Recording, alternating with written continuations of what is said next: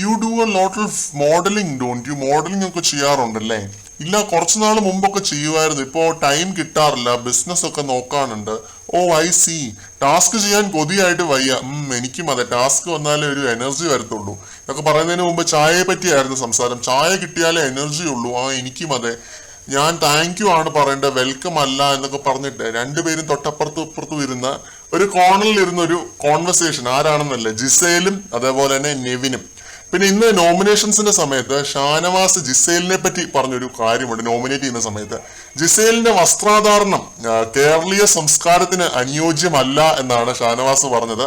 അത് സ്വാഭാവികമായിട്ടും big boss nominations വായിക്കുന്ന സമയത്ത് പറയും, എപ്പോഴത്തേതും പോലെ അത് ജിസേലിനങ്ങ് കൊണ്ടു. അപ്പൊ അതിനെപ്പറ്റിയും ജിസേൽ നെവിനോട് പരാതി പറയുന്ന പോലെ പറയുന്നുണ്ട്. ഷാനവാസിനെ അല്ല, സരിക, കലാഭവൻ സരികയാണ് ജിസേലിന് സംശയം. നോമിനേറ്റ് ചെയ്തത് സരികയാണെന്നാണ് ജിസേൽ വിചാരിച്ചുകൊണ്ടിരിക്കുന്നത്. പക്ഷെ ഷാനവാസ് ആണ് ആ ഒരു നോമിനേഷന്റെ പിന്നില്. എന്തായാലും ജിസേലും നെവിനും തമ്മിൽ ഒരു ഫ്രണ്ട്ഷിപ്പായി വരുന്നതിന്റെ ഒരു തുടക്ക സ്റ്റേജ് ആണ് നമ്മളിപ്പോ ഈ കണ്ടത് എന്ന് തോന്നുന്നു. രണ്ടുപേരും ഇങ്ങനെ ചിരിക്കുന്നൊക്കെ ഉണ്ടായിരുന്നു, ബ്ലഷ് ഒക്കെ ചെയ്യുന്നത് പോലെ. രണ്ടുപേരും നോമിനേഷനിലുണ്ട് ഈ ആഴ്ച.